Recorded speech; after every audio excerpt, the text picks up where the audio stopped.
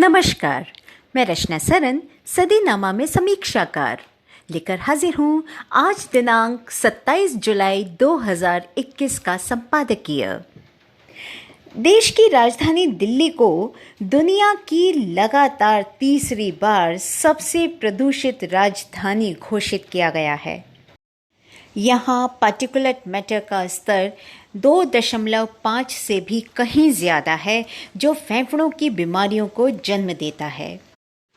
हवा में घुला जहर दिल्ली में संक्रमण के हमलों को थमने नहीं दे रहा है और इसी के संदर्भ में है आज का संपादकीय, जिसका शीर्षक है दिल्ली में तीसरी लहर कैसे आई और गई, और जिसे लिखा है सदीनामा के संपादक जितेंद्र जितांशु जी ने। पुणे में भारतीय उष्णकटिबंधीय मौसम विज्ञान संस्थान के शोधकर्ताओं के अनुसार पिछले साल सितंबर के मध्य में दिल्ली में दैनिक संक्रमण के मामलों में तेजी से गिरावट आई और न्यूनतम 500 प्रतिदिन के साथ लगभग 12% तक कम हो गए। उनके अध्ययन में कहा गया है कि पड़ोसी राज्यों में पराली जलाने की अवधि की शुरुआत के साथ हालांकि गिरावट की प्रवृत्ति अचानक उलट गई और संक्रमण की संख्या में 10 गुना वृद्धि हुई। अर्बन क्लाइमेट नामक पत्रिका में प्रकाशित अध्ययन पृथ्वी विज्ञान मंत्रालय की एक शोध परियोजना system of air quality and weather forecasting and research के प्रदूषण निगरानी नेटवर्क का उपयोग करके किया गया था। जबकि भारत में कोविड महामारी ने 2 प्रमुख लहरें देखी हैं, दिल्ली ने संक्रमण की 4 लहरों का अनुभव किया है। दिल्ली में पहली लहर जून में आई थी, दूसरी सितंबर में, जबकि तीसरी नवंबर में पहुंच गई थी। चौथा इसी साल अप्रैल में था। पहली 2 लहरों में दैनिक संक्रमण की संख्या लगभग 4,500 तक पहुंच गई, लेकिन तीसरी लहर 8,500 से अधिक नए दैनिक संक्रमणों तक पहुंच गई। टीम ने सितंबर से दिसंबर 2020 तक डेटा एकत्र किया और 24 घंटे के औसत PM 2.5 और हवा में ब्लैक कार्बन की गणना की। शोधकर्ताओं के अनुसार ब्लैक कार्बन सांद्रता सीधे उस गति से मेल खाती है जिस गति से सर्दी और पराली जलाने की अवधि के बाद कोविड संक्रमण फैलता है।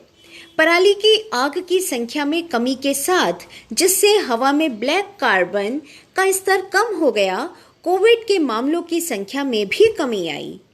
टीम ने बताया कि पराली जलाने से उत्पन्न ब्लैक कार्बन अपने स्रोत से दिल्ली की यात्रा के दौरान वृद्ध हो जाता है। इस समय के दौरान ब्लैक कार्बन कण आकार में बढ़ते हैं और सल्फेट्स जैसे अन्य अणुओं के साथ जुड़ते हैं। काले कार्बन कणों की इस तरह की उम्र बढ़ने से ठंड की स्थिति में विशेष रूप से अधिक व्यवहार्य होता है।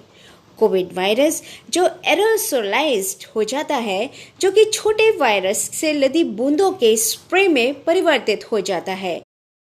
जब कोई संक्रमित व्यक्ति सांस लेता है या खांसता है, पुराने काले कार्बन कणों की सतह से जुड़ जाता है।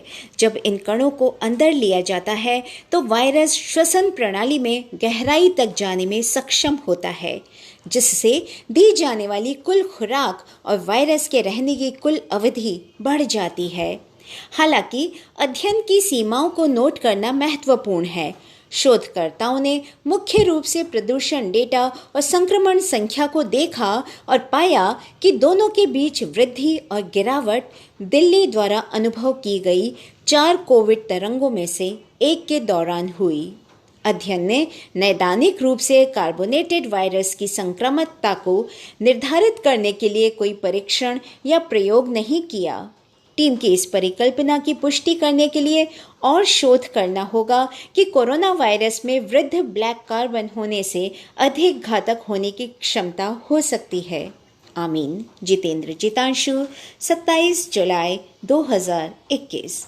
तो दोस्तों, ये था आज का संपादकीय। कल फिर एक नए विषय पर संपादकीय के साथ फिर से उपस्थित होंगे। तब तक के लिए नमस्कार।